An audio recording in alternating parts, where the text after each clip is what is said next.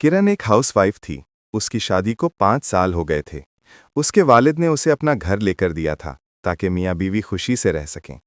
किरण के शौहर का नाम फहद था, जो किरण का चचाजाद था। आपस के खानदान में बहुत इत्तेफाक था। किरण के वालिद ने जो मकान लेकर दिया था वो थोड़ी वीरान जगह पर था, जहां भी तामीरात का काम जारी था। सिर्फ 3-4 घर ही आबाद थे, वो भी एक गली छोड़कर। जिस प्रॉपर्टी डीलर ने यह मकान दिलवाया था, किरण के वालिद को इसकी कीमत मुनासिब लगी थी। बाकी जगहों से काफी कम कीमत पर मिला था ये मकान। इसीलिए किरण के वालिद ने सोचा कि बेटी को ये मकान ले दूं, शादी के बाद यहां सुकून से मियाँ बीवी रहेंगे। किरण का शौहर फहद का अपना बिजनेस था।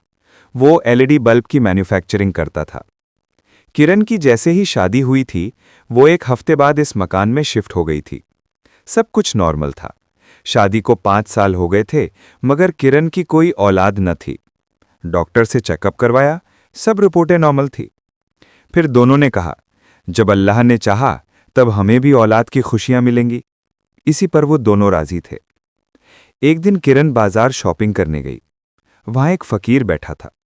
उसने कहा, अल्लाह के नाम पर कुछ दो, अल्लाह तुम्हारी झोली भर देगा। किरण ने 500 रुपए निकाले और फकीर को दिए और चल दी। कुछ दिनों बाद वही फकीर दोबारा उसे वहां नजर आया। उसने फिर कहा, अल्लाह के नाम पर कुछ दो। किरण ने फिर 500 निकाले और उसे दिए। फकीर ने जब देखा तो सोचा, ये तो वही लड़की है जिसने पिछली बार भी पैसे दिए थे। फकीर ने कहा, बेटा ये पैसे रख लो, मुझे नहीं चाहिए। किरण ने कहा, क्यों बाबा जी, क्या हुआ? फकीर ने कहा, बस कुछ बात है, मैं पैसे नहीं ले सकता। फिर उस फकीर ने पैसे वापस कर दिए। किरण घर आई और सोचती रही कि ऐसा क्यों हुआ, उस फकीर ने पैसे क्यों वापस किए।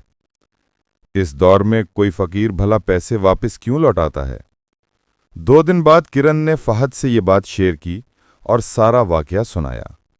फहद हंसा और कहा, शायद वो फकीर कुछ ज्यादा अमीर हो गया है, और बात को टाल दिया। 1 महीना बाद दरवाजे पर दस्तक हुई। किरण ने दरवाजा खोला तो वही फकीर था। किरण ने कहा, बाबाजी आप और यहाँ, खैरियत है?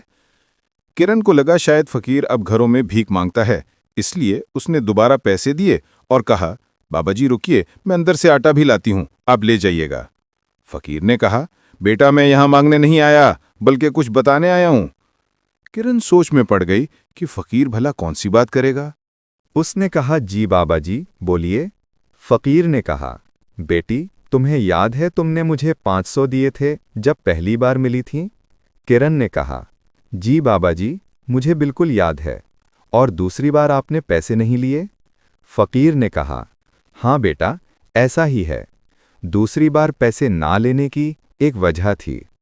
किरण हैरान हुई और बोली, बाबा जी, कौन सी वजह थी? फकीर ने अपनी जेब में हाथ डाला, एक कपड़े का रुमाल निकाला और कहा, बेटा ये देखो। किरण ने देखा और कहा, बाबा ये तो मिट्टी है। फकीर ने कहा, बेटा ये वही 500 रुपए हैं जो तुमने मुझे दिए थे। किरण हैरान हो गई और बोली, बाबा जी ये कैसे हो सकता है? आपको गलत फहमी हुई होगी, पैसे भला मिट्टी कैसे बन सकते हैं?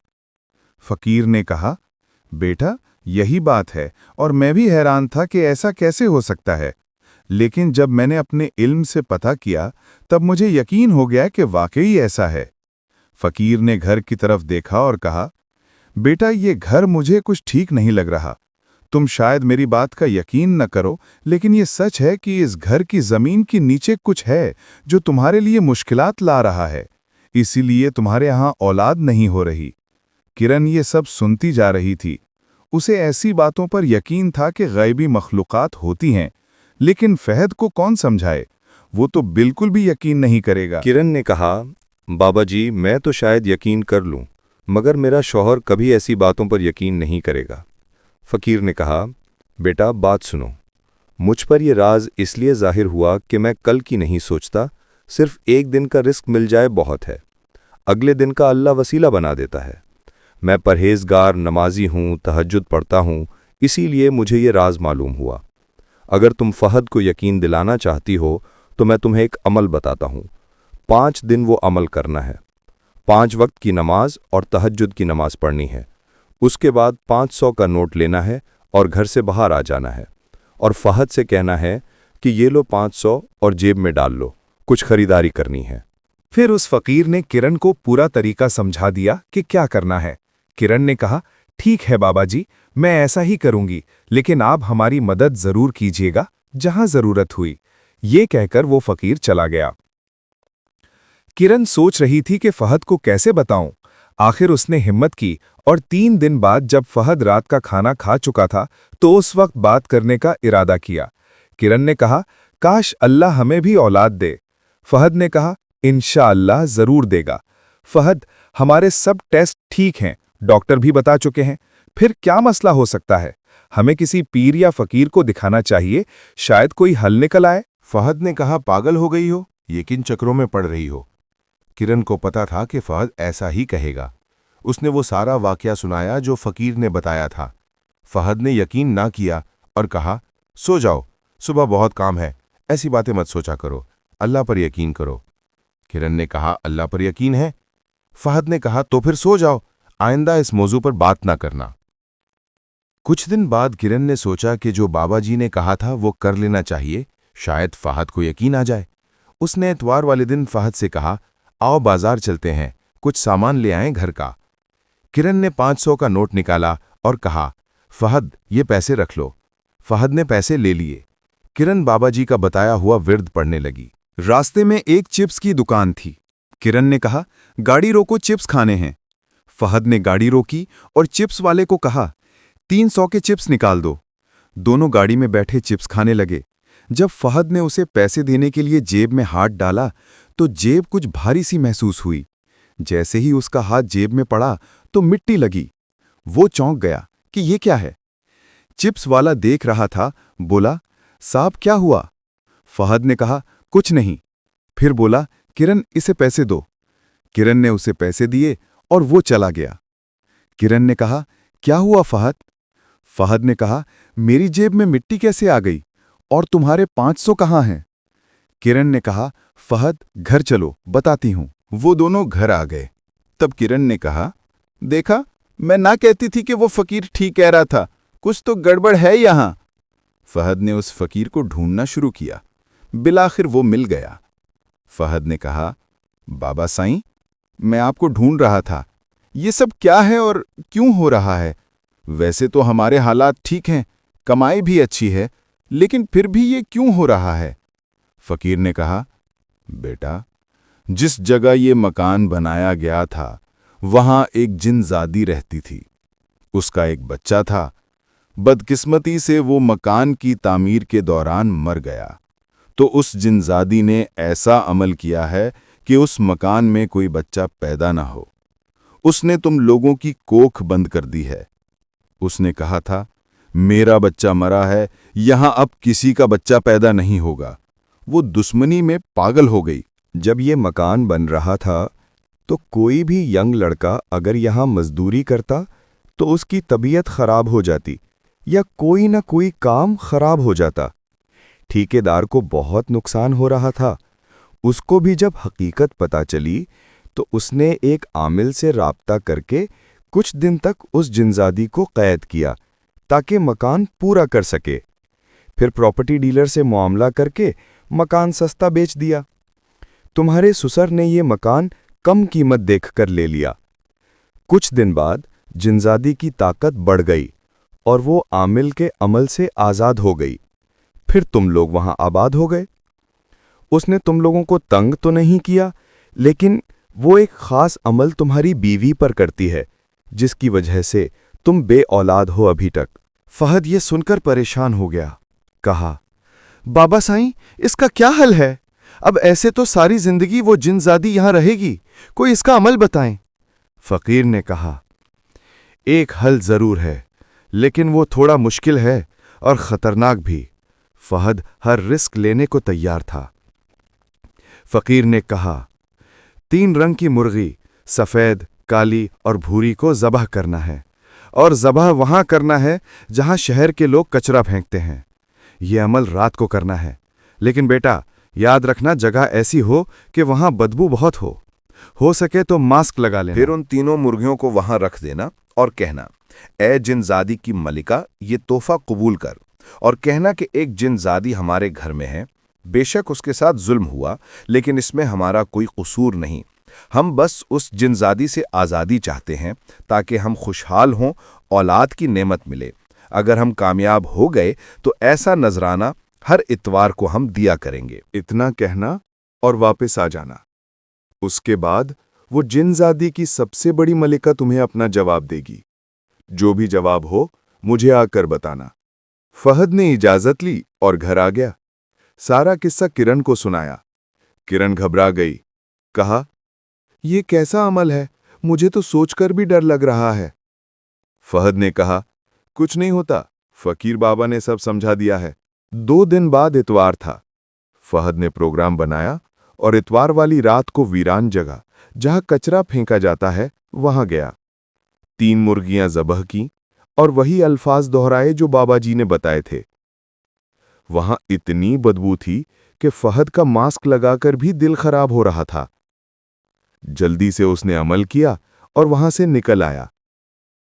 अगले दिन फहद को ख्वाब आया कि खौफनाक शक्ल वाली बुरी औरत फहद से कहती है, देख लड़के, वो लड़की नहीं मान रही, उसका बेटा गया है, मैंने उसे समझाया, जिद छोड़, लेकिन वो कहती है मेरा गया तो किसी का भी नहीं बचेगा।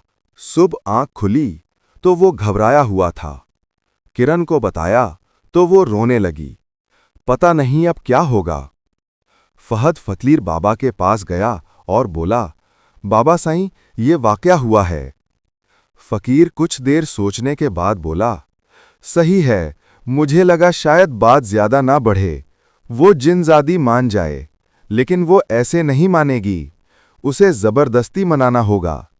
ये कहकर फकीर बाबा ने कहा, फहद बेटा, मैं जुमेरात को तुम्हारे घर आऊंगा, वहां अमल करेंगे।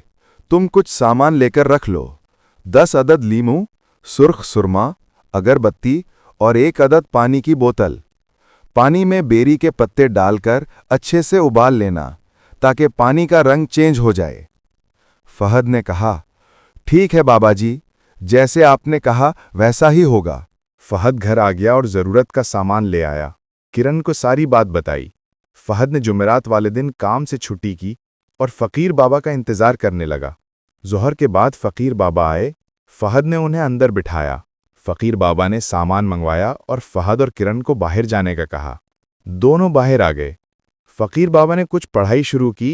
अचानक घर की लाइट बंद हो गई, लेकिन दिन की रोशनी घर में आ रही थी, इसलिए फहद और किरण को हौसला हुआ। अंदर फकीर बाबा गए। 30 मिनट गुजर चुके थे। थोड़ी देर बाद फकीर बाबा बाहर आए, पसीने में शराबूर थे। हमने कहा, बाबा साईं क्या हुआ?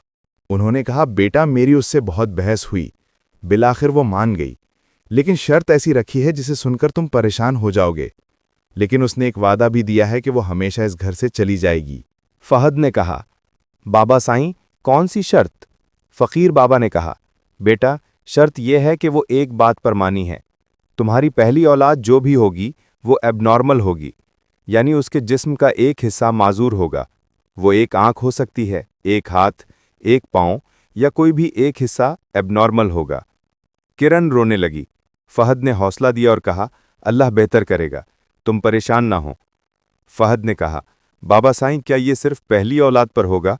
फकीर बाबा ने कहा, हाँ बेटा, इसके बाद जितने भी बच्चे होंगे वो सब ठीक होंगे और ये जिनजादी हमेशा ये जगह छोड़ देगी।